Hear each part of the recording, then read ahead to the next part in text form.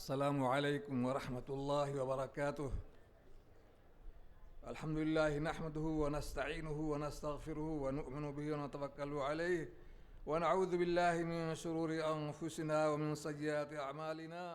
من يهده الله فلا مضل له ومن يضلل فلا هادي له، وأشهد أن لا إله إلا الله وحده لا شريك له، وأشهد أن محمدا عبده ورسوله. يا أيها الذين آمنوا اتقوا الله حق تقاته ولا تموتن إلا وأنتم مسلمون. يا أيها الناس اتقوا ربكم الذي خلقكم من نفس واحدة وخلق منها زوجها وبث منهما رجالا كثيرا ونساء، واتقوا الله الذي تساءلون به والأرحام إن الله كان عليكم رقيبا.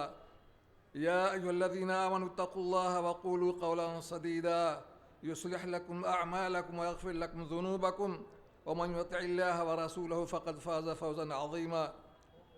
صدر اجلاس موقر اراکین جمعیت اساطین علم و فن عمائدین قوم و ملت، مہمانان گرامی قدر، حوصلہ مند و غیور سامعین و شرکاء گرامی، سب سے پہلے میں اللہ تبارک و تعالیٰ کی بارگاہ میں بے پایاں حمد و ثنا اور بے کراں تشکر پیش کرتا ہوں، جس نے مرکزی جمعیت اہل حدیث ہند کے بالغ نظر اراکین کو دارالسلطنت دہلی میں احترام انسانیت اور مذاہب عالم جیسے اہم موضوع اور وقت کی خاص ضرورت پر اجلاس عام بلانے کی توفیق مرحمت فرمائی، اور اپنی ہمہ جہت مدد، توفیق و تائید، نصرت و حمایت سے ہمکنار فرمایا۔ اس یادگار اور تاریخی موقع پر ہمارے دل جذبات مسرت سے لبریز ہیں، اور زبان اللہ کے شکر و سپاس میں رطب اللسان ہیں، اور ہاتھ قبولیت کے لیے اس کی یادگار میں بلند ہیں۔ انشاءاللہ ملک کے کونے سے آئے ہوئے توحید سنت کے قافلے اور بیرون ملک سے تشریف فرما عظیم مہمانان گرامی مرکزی جمعیت اہل حدیث کا تازہ پیغام لے کر واپس ہوں گے۔ کانفرنس کے پیغامات سے روشنی حاصل کریں گے، ملک میں اعلیٰ انسانی قدروں اور اخلاقیات کو مزید فروغ اور استحکام حاصل ہوگا، پرامن بقائے باہم کے ساتھ زندگی گزاریں گے۔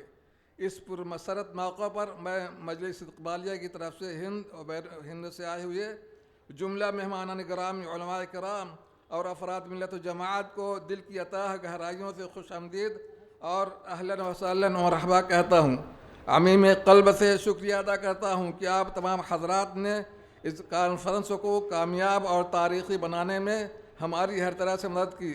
ہماری ایک آواز پر شرکت کے لیے سفر کی کلفتوں کو برداشت کرتے ہوئے حاضر ہوئے، اپنی قیمتی لمحوں کو خالص دین و شریعت کے لیے قربان کیا۔ اس کے لیے اللہ تبارک تعالیٰ آپ کو جزائے خیر دے۔ اسی طرح کارکنان جمعیت و منتظمین کانفرنس بھی مبارکباد کے مستحق ہیں، جن کی مساعی جمیلہ اور سب روز کی محنت و لگن سے یہ کانفرنس آبوتاب کے ساتھ منعقد ہو رہی ہے۔ مولا کریم آپ تمام حضرات کو دونوں جہان میں اس کا بہترین اجر عطا فرمائے۔ اس اجلاس کو ملک و قوم ملت کے لیے باعث خیر و برکت اور تعمیر و ترقی کا ضامن بنائے، آمین۔ حمد و سپاس اور ترحیب و تشکر کے بعد یہ عرض کرنا ضروری سمجھتا ہوں کہ مجھ جیسے بے بضاعت انسان کے کندھے پر تجربہ کار بالغ نظر اصحاب علم و فضل کی موجودگی میں صدر مجلس اقبالیہ کا بار ڈالا گیا۔ اس میں حسن ظن، ذرہ نوازی اور حوصلہ افزائی کا پہلو غالب ہے۔ اگر ان حضرات نے اس منصب کو قبول کر لیا ہوتا تو یقیناً جماعت اور جمعیت کے لیے زیادہ بار آور اور سود مند ہوتا۔ میں موقر ذمہ داران جمعیت، خصوصاً ہم سب کے قائد و رہنما نادش جماعت مولانا اصغر علی امام مہدی سلفی حفظہ اللہ، امیر مرکزی جمعیت اہل حدیث ہند کے مسلسل اصرار پر ان کے شکریہ کے ساتھ اس بار گراں کو قبول کرنے پر مجبور ہوا، صرف اس نیت سے کہ کار خیر میں شرکت حاصل ہو جائے گی۔ پھر اکابرین اور بزرگوں کے فیصلوں کا احترام بھی سعادت مندی اور باعث خیر و برکت ہوتی ہے۔ فجزاہم اللہ خیر الجزا۔ حضرات گرامی، مرکزی جمعیت ہند نے اہالیان دہلی ایک بار پھر کانفرنس کی میزبانی کا شرف بخشا ہے۔ شاندار وراثتوں کے حامل دارالسلطنت دہلی سے تحریک اہل حدیث کا بڑا گہرا تعلق رہا ہے۔ یہ اسلامی علوم و فنون اور تہذیب و ثقافت کا ایک قدیم گہوارہ اور سرچشمہ رہا ہے۔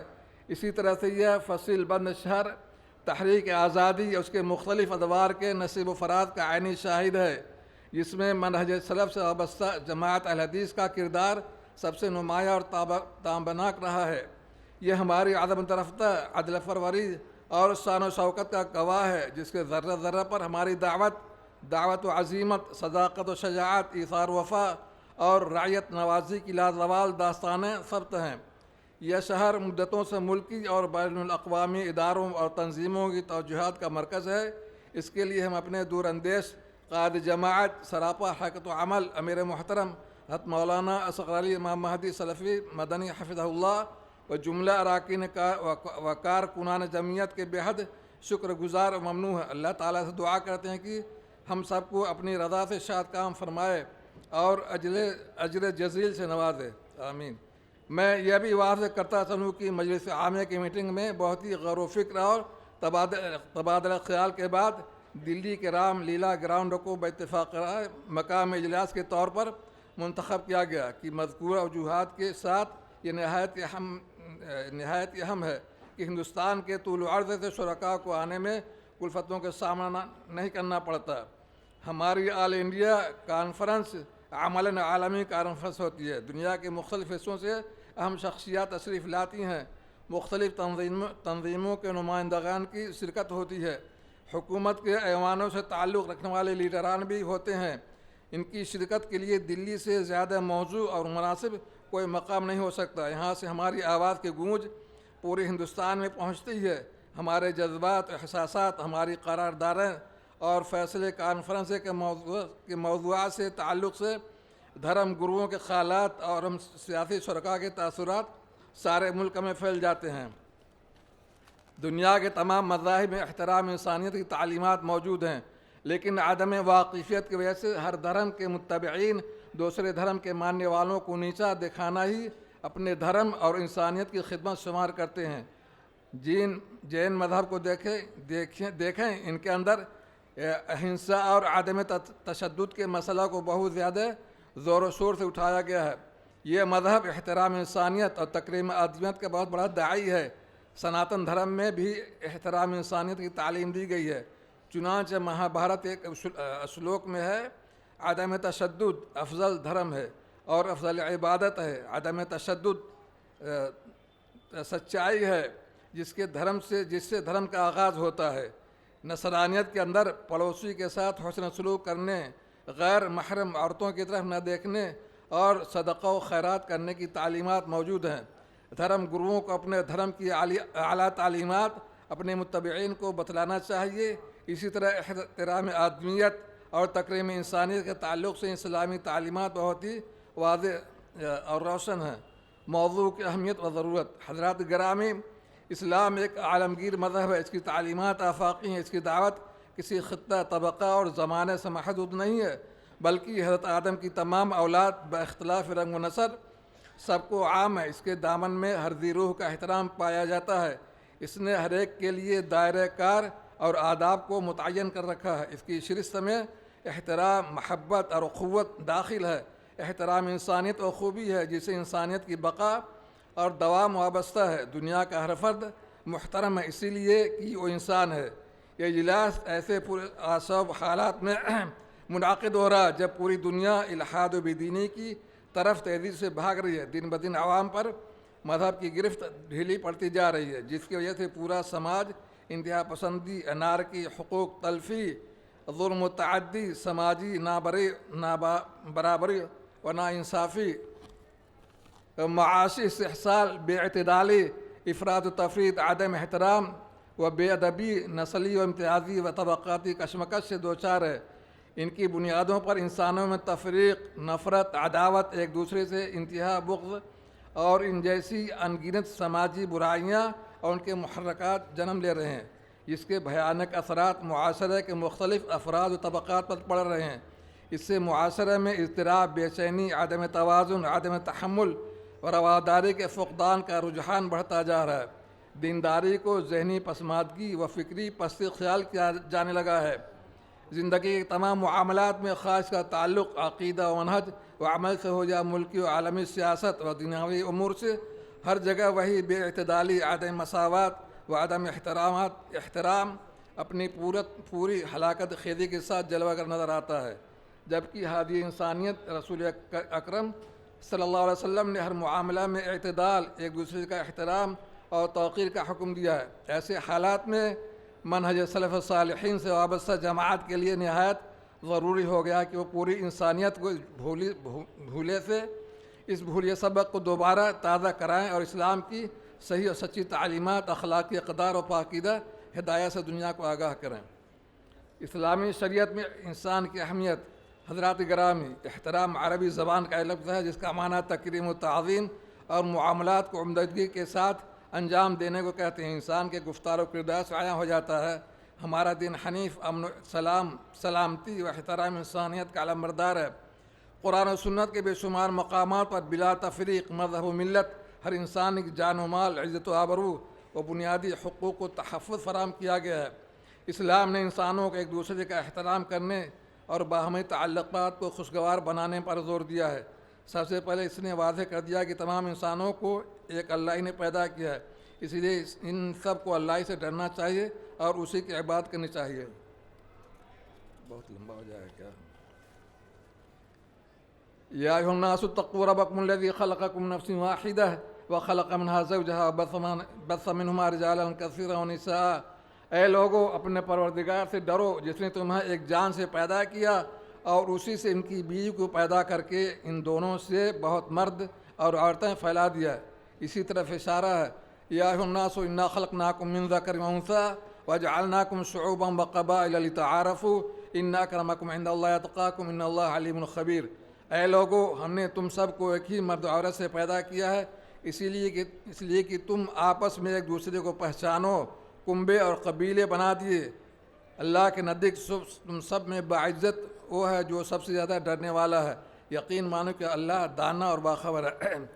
اسلام میں انسان کو اشرف المخلوقات قرار دیا گیا ہے، اس کے احترام و اکرام کا درس دیا گیا ہے۔ انسان ہونے کے ناطے اسے پوری کائنات پر برتری عطا کی گئی ہے۔ ارشاد ربانی ہے، وَلَقَدْ كَرَّمْنَا بَنِي آدَمَ وَحَمَلْنَاهُمْ فِي الْبَرِّ وَالْبَحْرِ وَرَزَقْنَاهُمْ مِنَ الطَّيِّبَاتِ وَفَضَّلْنَاهُمْ عَلَىٰ كَثِيرٍ مِّمَّنْ خَلَقْنَا تَفْضِيلًا۔ یقیناً ہم نے اولاد آدم کو بڑی عزت دی اور انہیں خشکی اور تری کی سواریاں دیں، انہیں پاکیزہ چیزوں کی روزیاں دیں اور اپنی بہت سی مخلوق پر انہیں فضیلت عطا فرمائے۔ دعوت و تبلیغ اور وعظ و نصیحت کے حوالے سے مسلمانوں کو خصوصی ہدایت دی گئی ہے کہ وَقُولُوا لِلنَّاسِ حُسْنًا، اور لوگوں کو اچھی باتیں کہنا۔ ادعو الی سبیل ربک بالحکمۃ والموعظۃ الحسنہ وجادلہم بالتی ہی احسن۔ اپنے رب کی راہ کی طرف لوگوں کو حکمت اور بہترین نصیحت کے ساتھ بلائیے، ان سے بہترین طریقے سے گفتگو کیجیے۔ وقل لعبادی یقولوا بالتی ہی احسن، اور میرے بندوں سے کہہ دیجیے کہ وہ بہت ہی اچھی بات منہ سے نکالا کریں، یعنی آپس میں گفتگو کرتے وقت زبان کو احتیاط سے استعمال کریں۔ اسی طرح دوسروں سے اگر مخاطب کی ضرورت پیش آئے تو ان سے مشفقانہ اور نرم لہجے میں گفتگو کریں۔ اسی طرح یہ بھی تنبیہ کی گئی ہے کہ لا اکراہ فی الدین، دین کے بارے میں کوئی زبردستی نہیں ہے۔ اجتماعی معاملات کی درستگی کا دار و مدار ایک دوسرے کے احترام سے وابستہ ہے۔ اسلام نے انسانوں کی دل آزاری سے اجتناب برتنے اور حقوق انسانی کے تحفظ پر انتہائی زور دیا ہے۔ اسلامی اخلاقیات میں احترام ایسی خوبی ہے جو ایک دوسرے کے ساتھ رابطہ تعلق کی بنیاد ہے۔ شریعت اسلامی کی روح سے ہر انسان معزز ہے۔ یا ایھا الذین آمنوا لا یسخر قوم من قوم عسى ان یکونوا خیرا منهم ولا نساء من نساء عسى ان یکن خیرا منهن ولا تلمزوا انفسکم ولا تنابزوا بالالقاب بئس الاسم الفسوق بعد الایمان ومن لم یتب فاولئک هم الظالمون۔ اے ایمان والو، مرد دوسرے مرد کا مذاق نہ اڑائیں، ممکن ہے کہ یہ ان سے بہتر ہوں، اور نہ عورتیں عورتوں کا مذاق اڑائیں، ممکن ہے یہ ان سے بہتر ہوں، اور آپس میں ایک دوسرے کو عیب نہ لگاؤ اور دوسرے کو برے القاب سے نہ پکارو۔ ایمان کے بعد فسق برا نام ہے، اور جو توبہ نہ کریں وہی ظالم لوگ ہیں۔ یہ احترام کی بڑی بنیادی شکل ہے۔ اس کے اہتمام سے بہت سارے مسائل کا خاتمہ خود ہو جاتا ہے۔ اسلام نے انسانی تعلقات کی استواری کا مکمل لحاظ کیا ہے۔ بھوک سے شکستہ حال لوگوں کو کھانا کھلانے پیاسے کو پانی پلانے، بیماروں کی عیادت اور ان کی مزاج پرسی کا سبق دیا ہے۔ اسلام نے یہ درس مذہب سے بلند ہو کر دیا اور اس میں مسلم اور غیر مسلم کی کوئی تحدید نہیں کی، اور یہ محض تلقین زبانی نہیں تھی بلکہ اس پر محسن انسانیت نے عمل کر کے دکھایا بھی۔ غیر مسلموں کے ساتھ رواداری، حسن سلوک اور حسن معاشرت کے بہترین نمونے سیرت رسول میں دیکھنے کو ملتے ہیں۔ غیر مسلموں کے ساتھ زبانی و عملی ہمدردی، خیر خواہی اور ان کے حقوق کا خاص خیال حضور صلی اللہ علیہ وسلم کا معمول تھا۔ شریعت مطہرہ نے ہم پر قانون اور نظام کا احترام بھی واجب کیا ہے، اس لیے کہ قوانین انسانوں کے تحفظ اور فائدے کو مد نظر رکھ کر بنائے جاتے ہیں۔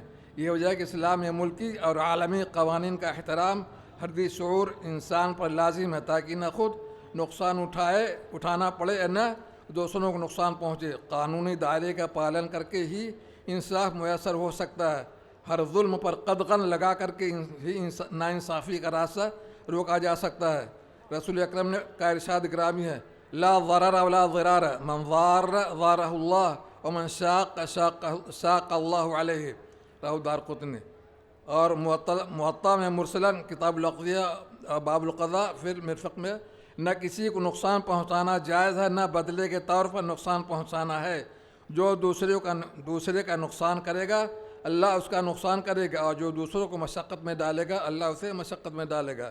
سماج میں احترام کا ایک مظہر بڑوں اور بزرگوں کی عزت اور احترام کرنا بھی ہے۔ ان کے آرام اور آسائش کے خیال کی مکمل ہدایت دی گئی ہے۔ وَقَضَىٰ رَبُّكَ أَلَّا تَعْبُدُوا إِلَّا إِيَّاهُ وَبِالْوَالِدَيْنِ إِحْسَانًا إِمَّا يَبْلُغَنَّ عِندَكَ الْكِبَرَ أَحَدُهُمَا أَوْ كِلَاهُمَا فَلَا تَقُل لَّهُمَا أُفٍّ وَلَا تَنْهَرْهُمَا وَقُل لَّهُمَا قَوْلًا كَرِيمًا۔ اور تیرا پروردگار صاف صاف حکم دے چکا ہے کہ تم اس کے سوا کسی اور کی عبادت نہ کرنا اور ماں باپ کے ساتھ احسان کرنا۔ اگر تیری موجودگی میں ان میں سے ایک یا دونوں بڑھاپے کو پہنچ جائے تو ان کے آگے اف تک نہ کہنا، نہ انہیں ڈانٹ ڈپٹ کرنا، بلکہ ان کے ساتھ ادب و احترام سے بات چیت کرنا۔ اسی طرح رسول اکرم کا ارشاد ہے، لیس منا من لم یجل کبیرنا ولم یرحم صغیرنا ویعرف لعالمنا حقہ۔ اور وہ شخص ہماری امت میں سے نہیں ہے جو بڑوں کی عزت نہیں کرتا، چھوٹوں پر رحم نہیں کرتا اور ہمارے علماء کی قدر نہیں کرتا۔ بزرگوں کے احترام کا مطلب یہ ہے کہ ان کی تعظیم کی جائے، ان کے مقام اور مرتبے کا لحاظ رکھا جائے۔ جب وہ بات کر رہے ہوں تو ان کی بات کو خاموشی اور توجہ سے غور سے سنا جائے، ان کی بات کو درمیان سے نہ کاٹا جائے۔ اللہ کے رسول کے سامنے جب دو آدمی بات شروع کرتے تو آپ ان میں سے بڑے کو فرماتے، پہلے آپ اپنی بات پوری کریں۔ بڑوں کی تعظیم رحمتوں اور برکتوں کا سبب ہوتا ہے۔ آپ کا ارشاد ہے، البرکۃ مع اکابرکم، بڑوں کے ساتھ برکت ہوتی ہے۔ اسلام میں انسانی حرمت و شرافت کی کتنی پاسداری ہے، اس کا اندازہ اس بات سے لگایا جا سکتا ہے کہ موت کے بعد بھی انسان کا احترام ضروری ہے، اور یہ حکم ہے کہ مردے کو پوری عزت و احترام کے ساتھ غسل دیا جائے، صاف ستھرا کفن پہنا کر خوشبو سے معطر کیا جائے، نماز جنازہ پڑھی جائے، پھر کاندھوں پر اٹھا کر قبرستان لے جایا جائے اور دفن کیا جائے۔ انسان ہونے کے ناطے ہر شخص کا احترام ضروری ہے، یہی نہیں بلکہ کسی بھی شخص کا جنازہ دیکھ کر کھڑے ہو جانے کا حکم دیا ہے۔ عن جابر بن عبد اللہ رضی اللہ عنہ قال مر بنا جنازۃ فقام لها نبی صلی اللہ علیہ وسلم وقمنا به فقلنا یا رسول اللہ انها جنازۃ یہودیین قال اذا رأیتم الجنازۃ فقوموا۔ جابر بن عبداللہ سے روایت ہے کہ ہمارے سامنے سے ایک جنازہ گزرا تو نبی کریم کھڑے ہو گئے، ہم بھی کھڑے ہو گئے۔ پھر ہم نے کہا کہ یا رسول اللہ یہ تو یہودی کا جنازہ ہے۔ آپ نے فرمایا کہ جب تم لوگ جنازہ دیکھو تو کھڑے ہو جایا کرو۔ دوسری روایت میں کہ آپ نے جواب میں فرمایا یہ انسان تو یہ بھی ہے۔ اللہ رب العزت نے نوع انسانی کو دیگر تمام مخلوق پر فضیلت و تکریم سے نوازا ہے۔ قرآن حکیم میں شرف انسانیت کو بڑی وضاحت سے بیان کیا گیا ہے کہ تخلیق آدم کے وقت ہی اللہ تعالیٰ نے فرشتوں کو حضرت آدم کو سجدہ کرنے کا حکم دیا۔ اس طرح سے نسل آدم کو تمام مخلوق پر فضیلت عطا کی گئی۔ مساوات انسانی کو اسلام نے بہت اہمیت دی ہے۔ اسی حوالے سے کوئی اور مذہب اور نظام اسلامی اقدار کا مقابلہ نہیں کر سکتا۔ آج کی مہذب دنیا جو انسانی حقوق کی رٹ لگاتے نہیں تھکتی، یہ جان جائے کہ انسانی حقوق کے جس تصور کا وہ اب پہنچی ہے، اسے کہیں زیادہ جامع اور واضح تصور محمد امی عربی نے آج سے 14 سال قبل پیش کیا تھا۔ خطبۃ الحجۃ الوداع میں آپ نے فرمایا، حقوق انسانی کو بڑی تفسیر اور تاکید کے ساتھ بیان فرمایا۔ اقوام متحدہ کے عالمی حقوق کے انسانی منشور سے صدیوں قبل آپ کا عطا کردہ خطبۃ حجۃ الوداع کے حوالے سے اس سے کہیں زیادہ منفرد، ہماگیر اور جامع منشور ہے۔ خطبۃ حجۃ الوداع کی خاصیت یہ ہے کہ اس میں پیغام آخر زمان نے ہم محض مسلمان ہی کی نہیں بلکہ پوری انسانیت کو مخاطب فرمایا۔ اسی باعث آپ صلی اللہ علیہ وسلم نے خطبے میں 7 بار اے لوگو یا ایھا الناس کے کلمات ارشاد فرمایا۔ یہاں پر آپ صلی اللہ علیہ وسلم نے اے ایمان والو یا ایھا الذین آمنوا کی اصطلاح استعمال نہیں فرمایا بلکہ تمام لوگوں کو مخاطب کیا ہے۔ نبی کریم نے اس خطے میں قرآنی تعلیمات اور اسلامی احکام کا خلاصہ نہایت فصیح و بلیغ انداز میں پیش فرمایا۔ انسانی حقوق کا عالمی منشور جن 6 بنیادی نکات پر استوار ہے وہ بڑی خوبی سے حجۃ الوداع میں بیان ہوئے ہیں۔ ان کی تفصیل درج ذیل ہے۔ بس کر دیں،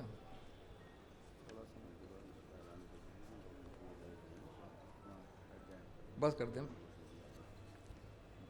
بند کر دیتے ہیں، ہم چھوڑ دیتے ہیں، آخر میں پڑھا دیے۔ ہاں،